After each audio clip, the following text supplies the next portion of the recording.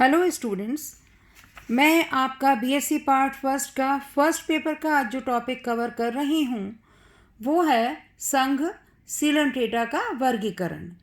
ये division radiata में आते हैं और इस डिवीज़न रेडिएटा में दो संघ आते हैं, फाइलम सिलेंट्रेटा और फाइलम टीनोफोरा। फाइलम टीनोफोरा पहले फाइलम सिलेंट्रेटा का ही एक हिस्सा होता था, इसको बाद में अलग किया गया है। अब हम देखते हैं कि संघ सिलेंट्रेटा के सामान्य लक्षण क्या हैं। इसकी 10,000 ज्ञात प्रजातियां हैं, अधिकांश समुद्रीय होते हैं, कुछ स्पीशीज़ जो हैं वो स्वच्छ जल में भी मिलती हैं। द्विजनन स्तरीय डिप्लोब्लास्टिक एनिमल्स हैं। एक्टोडर्म और एंडोडर्म लेयर्स के मध्य मीजोग्लिया पाई जाती है। इनमें रेडियल सिमेट्री होती है। शरीर संगठन का स्तर टिश्यू लेवल होता है, यानी कि ऊतकीय होता है। जठरवाही गुहिका या गैस्ट्रोवैस्कुलर कैविटी जो है, जिसे हम सीलेंट्रॉन कहते हैं, वो इनमें पाई जाती है और ये कैविटी सेप्टा युक्त अथवा सेप्टा विहीन होती है। केवल आदिम प्रकार का नर्वस टिश्यू इनमें पाया जाता है, जो एक आपस में कोशिकाएं जुड़ के एक नेट का निर्माण कर लेती हैं, जिसे हम नर्व नेट कहते हैं। इस संघ के जंतु एकल अथवा निवाही होते हैं। स्थानबद्ध अथवा स्वतंत्र रूप से तैरने वाले जंतु होते हैं। मुख के चारों ओर टेंटिकल्स पाए जाते हैं। इनमें गुदा का अभाव होता है। बाहरी एक्टोडर्म स्तर पर अनेक विशेष दंश कोशिकाएं पाई जाती हैं, जो भोजन पकड़ने में व रक्षा करने हेतु सहायक होती हैं। पाचन तंत्र अंतः अथवा बाह्य कोशिकीय होता है। सदस्यों में द्विरूपता डाइमॉर्फिज्म पाया जाता है। कुछ सदस्य बेलन आकार सिलेंड्रिकल पॉलिप प्रकार के और कुछ तश्तरी रूपी मेड्यूसा टाइप के होते हैं।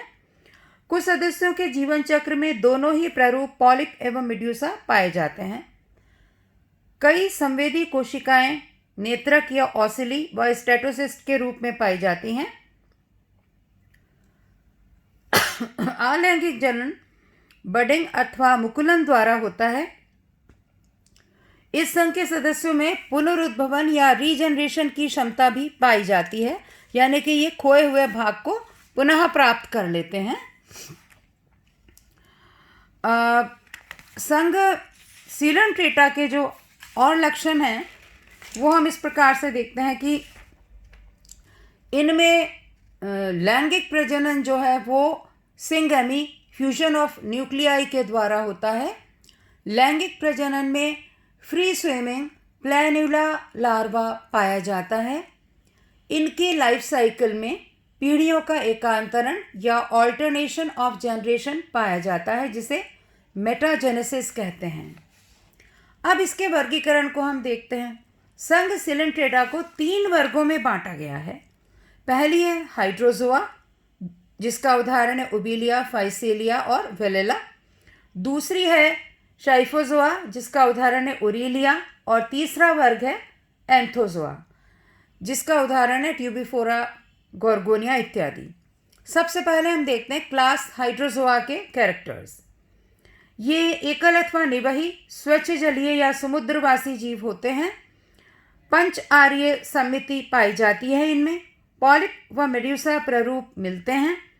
जीवन चक्र में इन दोनों रूपों का पीढ़ी एकांतरण होता है, यानी कि ऑल्टरनेशन ऑफ जनरेशन इन दोनों प्रारूपों का पाया जाता है। पॉलिप में अलैंगिक जनन तथा मेड्यूसा अवस्था में लैंगिक जनन होता है। मीजोग्लिया जो होती है उसमें कोशिकाओं का अभाव होता है तथा ग्रसनिया फेरिंक्स में मीजेंट्रीज योजनियों का अभाव होता है। जनन कोशिकाएं एक्टोडर्म से बनी होती हैं।